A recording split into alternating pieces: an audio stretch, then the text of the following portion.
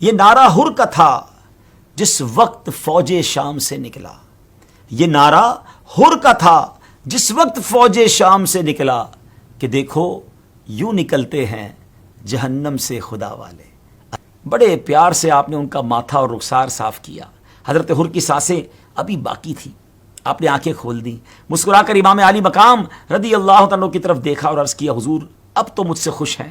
امام علی مقام نے فرمایا, ہاں میں راضی ہوں, اللہ بھی تم سے راضی ہو جائے. ہندیوں سے لڑتے ہوئے اپنے جانثار تک پہنچے.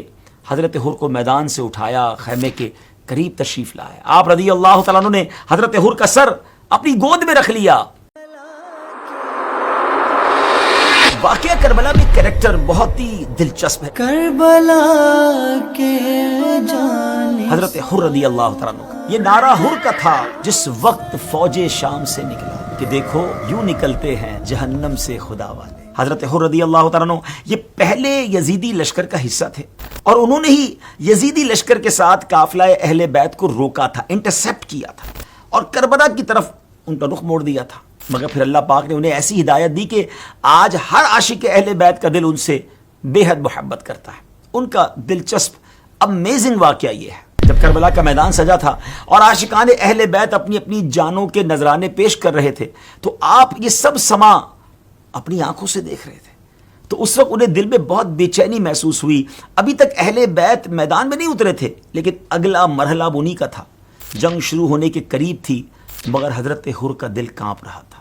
ان کی بے چینی انہیں ایک جگہ ٹھہرنے نہیں دے رہی تھی. کبھی وہ ابن سعد کے پاس جاتے اور کہتے تم امام حسین سے جنگ کرو گے تو نبی پاک علیہ السلام کو کیا جواب دو گے؟ مگر ابن سعد کے پاس بھی اس سوال کا کوئی جواب نہیں تھا.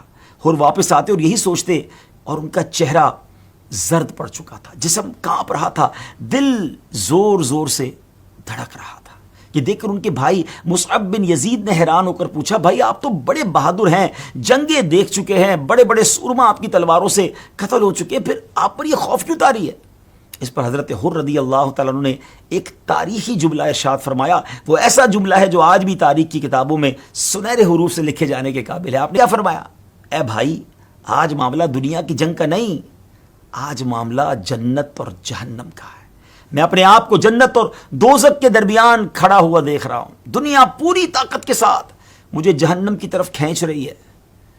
اس وجہ سے میرا دل خوف سے کانپ رہا ہے. اسی گفتگو کے دوران اچانک امام علی مقام امام حسین رضی اللہ عنہ کی آواز بلند ہوئی کہ ہے کوئی جو آج آل رسول پر اپنی جان قربان کرے اور رسول خدا علیہ السلام کی بارگاہ میں سرخرو ہو جائے.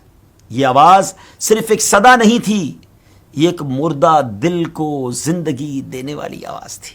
یہی وہ لمحہ تھا, جی ہاں یہی وہ ڈیسائیڈنگ مومنٹ تھا جب ہر حضرت ہر بن گئے. امام حسین کی آواز نے آپ کے پاؤں کی تمام دنیاوی زنجیریں توڑ دی. آپ فوراً گھوڑا دوڑاتے ہوئے امام علی مقام, امام عرش مقام, امام تشنا کام رضی اللہ تعالیٰ کی خدمت میں حاضر ہوئے اور عرض کی, اے نواز رسول میں وہی ہر ہوں جس نے آپ کا راستہ روکا تھا. میں اپنی اس گستاخی پر شرمندہ ہوں, میری ندامت مجھے نگاہ اٹھانے نہیں دیتی. حضور آج مجھے اجازت دیجئے کہ میں اپنی جان آپ اور آپ کے اہل بیت پر قربان کر دوں. یہ سن کر امام حسین نے شفقت سے حضرت ہر کے سر پر ہاتھ رکھا اور فرمایا, اے ہر اللہ پاک کے ہاں سچی توبہ قبول ہوتی ہے, ہم نے تمہاری معذرت قبول کی. یہ جملہ سننا تھا کہ حضرت ہر کی دنیا بدل گئی. اب وہ یزیدی لشکر کے سپاہی نہیں رہے تھے, اب وہ حسین کے جانثار بن چکے تھے رضی اللہ تعالی عنہ. حضرت ہر میدان کی طرف بڑھے تو ان کے بھائی مصعب بن یزید نے یہ منظر دیکھا. اس کے دل میں بھی محبت اہل بیت کی چنگاری بھڑک اٹھی. وہ بھی گھوڑا دوڑاتا ہوا حضرت ہر کے پاس پہنچا اور کہا, بھائی تو نے مجھے جہنم سے بچا لیا, میں بھی تیرے ساتھ امام علی مقام پر جان قربان کرنا چاہتا ہوں. یہ منظر دیکھ کر یزیدی لشکر حیران رہ گیا اور ابن سعد گھبرا گیا. اس نے ایک شخص کو بھیجا کہ کسی طرح ہر کو واپس لے آؤ, اگر وہ نہ مانے تو ان کا سر کاٹ لاؤ. وہ شخص حضرت ہر کے پاس آیا اور کہنے لگا, اے ہر ہم تیری عقل پر فخر کیا کرتے تھے, مگر آج تو نے سب کچھ چھوڑ کر چند پیاسے مسافروں کا ساتھ دے دیا جن کے پاس نہ پانی ہے نہ کھانا. یہ کر کے تو تم نے کم عقلی دکھائی ہے, ہمیں تو تیری کم عقلی پر افسوس ہو رہا. حضرت ہر نے جواب دیا, بدنصیب افسوس مجھے نہیں, تجھے اپنی عقل پر کرنا چاہیے کہ تو نے آخرت کے بدلے دنیا خرید لی. امام حسین رضی اللہ تعالیٰ عنہ رسول اللہ علیہ السلام کے پھول ہیں اور میں اس باغ رسالت پر اپنی جان قربان کرنا چاہتا ہوں. وہ شخص بولا میں بھی حسین کے فضائل جانتا ہوں مگر دولت اور طاقت تو یزید کے پاس ہے.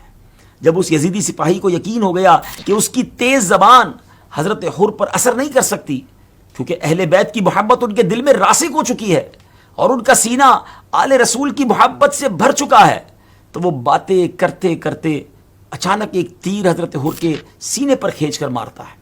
اب حضرت حر رضی اللہ تعالیٰ عنہ زخم کھا کر کچھ پیچھے ہٹتے ہیں اور اس پر نیزے کا ایک زوردار وار کرتے ہیں جو اس بدبخت کے سینے سے پار ہو جاتا ہے اور وہ زمین پر گرتا ہے. پھر اس کے 3 بھائی میدان میں آتے ہیں. حضرت حر ایک ایک کر کے سب کو انجام تک پہنچا دیتے ہیں. اس کے بعد حضرت حر یزیدی لشکر پر ٹوٹ پڑتے ہیں. کئی دشمنوں کو آپ انجام تک پہنچاتے ہیں. تقریباً 40 یزیدیوں کو آپ نے جہنم پہنچایا اور پھر آخرکار لڑتے لڑتے اہل بیت پر اپنی جان قربان کر دیتے ہیں. تاریخی روایات میں آتا ہے کہ جب